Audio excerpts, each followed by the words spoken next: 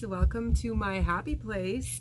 So I'm going to make something today, but I'm not even too sure of what yet, but you know, I'll let the creative juices flow and just try to figure it out. And I'm wondering, are you ever in a creative slump? So I got these, they're kind of like a inspiration card where when you don't really have much inspiration or you have a creativity block, that you can just pull out one of these cards and hopefully it will help get those creative juices flowing. I'll just grab it. It's a deck. It's a deck of cards. I get no commission for this or anything. I just really like these. It's called Infirmator's Creativity. 50 affirmation cards to help you help yourself without the self-helpiness. And these are just really fun. They have this super bright rainbow chameleon on them. And let's just pick a card, any card. How about we'll go with this pile, and then I'll go with this random card right here. I can too. Every single thing in the man-made world was once an idea in someone's mind. That chair, these shoes, those matching bedazzled Dolly Parton bathrobes.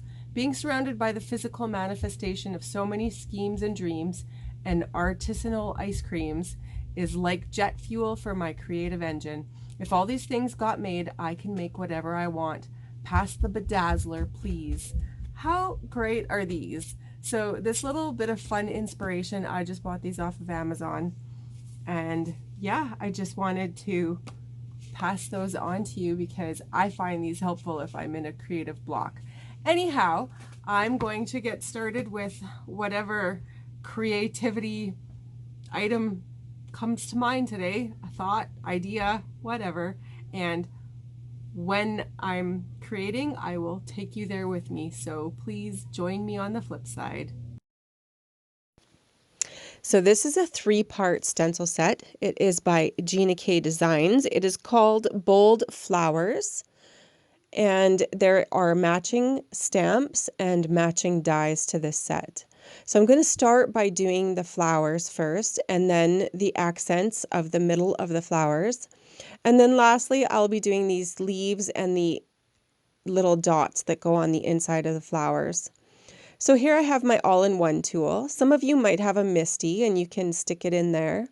I just happen to like using the all-in-one tool. And so just holding it down with the magnets. Here I've already stamped out some colors that I really like.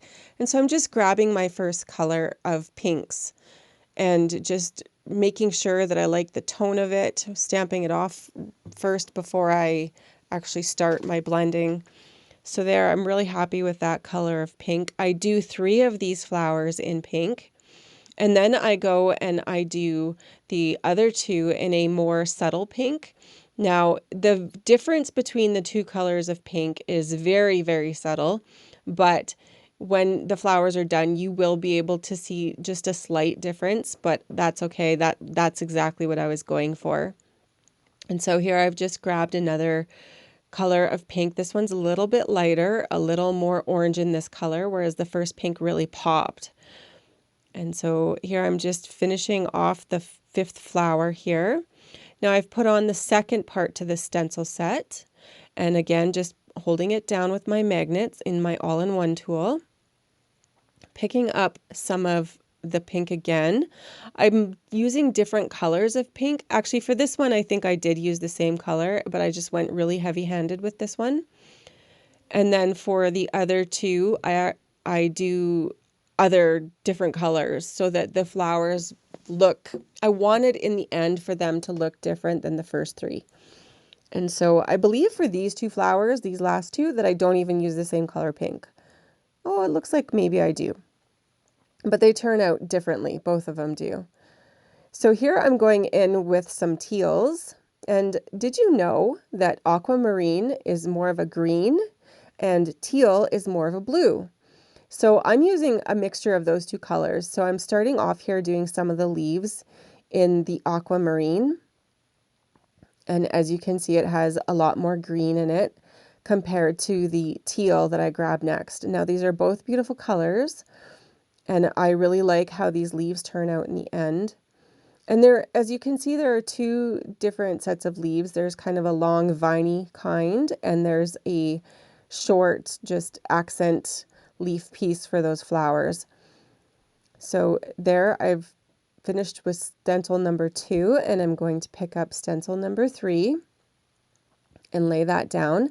Now this stencil here has the accent pieces for the interior of the leaves as well as for the inside of the flowers, the middle of the flowers.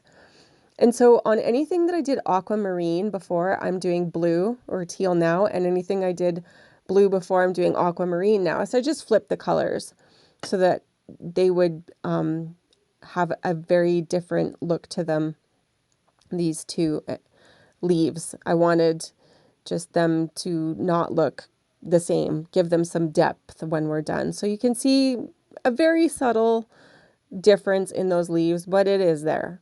And same with the flowers. So like I said, they have a coordinating die set. And so here I'm just grabbing the dies and taking it over to my Big Shot and cutting them out. I did not film that. I didn't think it was important. So use whatever die cutting machine you have to go and do that. And here I have all of the beautiful flowers and leaves cut out. So here I'm just opening up my phone and we're going to cut out a teapot on the Cricut. So I'm just opening up the Cricut app and going to new project and going to image and searching for a teapot.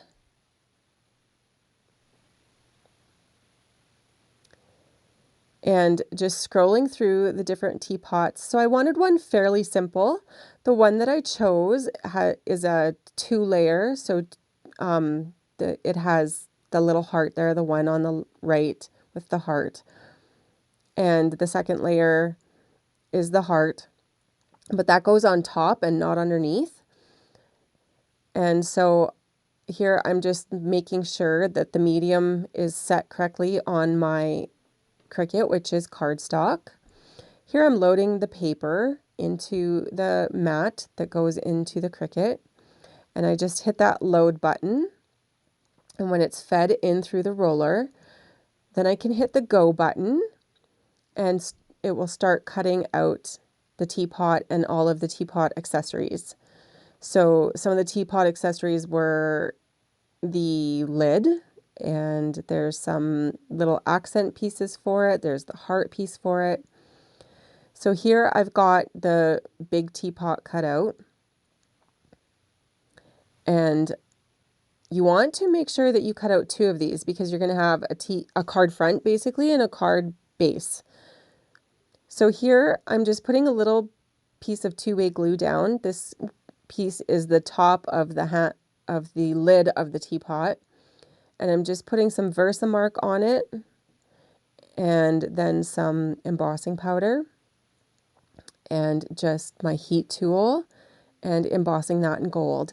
And I do repeat that for all of the accent pieces. So this is the bottom of the teapot. And then there's another piece that looks similar for the lid. And here I'm just picking up these pieces with my spatula because I only use 2-way glue to lightly put them down. And I just found they picked up nicer with my spatula than trying to rip them off the paper with my hand. It would put a bend in them, so I wanted to keep them flat. Here I am just embossing that handle. Now I do realize afterwards that I didn't get the embossing correct on this handle, and I had to go back afterwards and do the handle properly, and I do show you that. But here I've just embossed this handle, and now I've taken a mint color. I love this mint green color. It's gorgeous. This is Mint to Be by Catherine Pooler.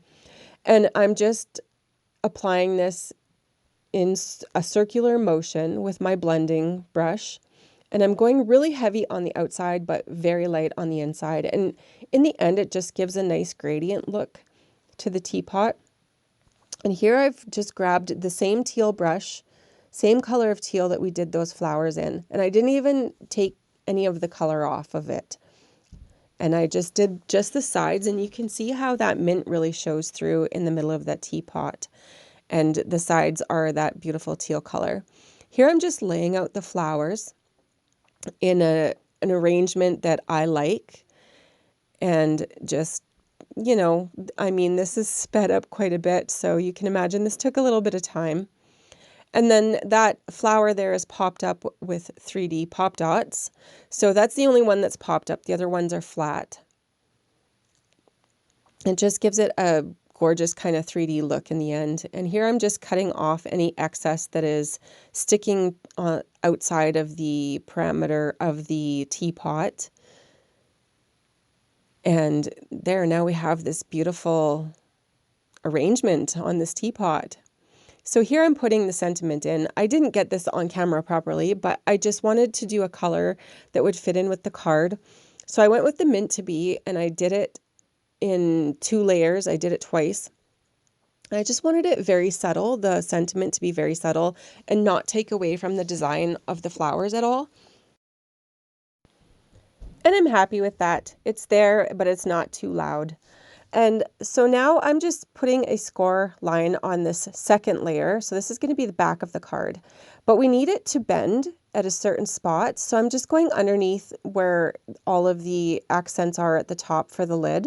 I'm just going underneath that point and putting on some glue now. And I used my bone folder to get that perfect line in there. Now I've glued everything above that line. And so when I put on the second layer here, just that back piece is going to bend, so it doesn't put a bend mark in our front piece.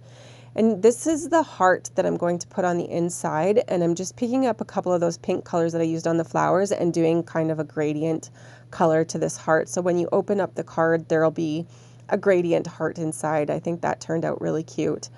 And so here I'm just putting some leaves that were left over from the die cutting onto the teapot lid, and it just kind of gives it that official Royal Albert or bone china teapot look. Now, as I said, I realized that I did the handle wrong. So here I'm just going to go in with my embossing buddy, and I grab that embossing pen again, and I'm just going over it with the embossing pen, the part that I realized I missed, and some gold embossing powder, and applying the heat tool again. But it left this line, and I'm really not happy with it. So I go over the whole handle again with the embossing pen, and again go through the process of the gold embossing powder and with the heat tool, just to give it more of a seamless look. So the card itself turned out really great in the end. I so appreciate you folks watching, and if you like what you see, please don't hesitate to hit the subscribe button or the bell. I'm also on Instagram and Facebook as the Rocky Mountain Crafter. Please feel free to subscribe there as well. Thank you so much for watching. Take care. Bye-bye.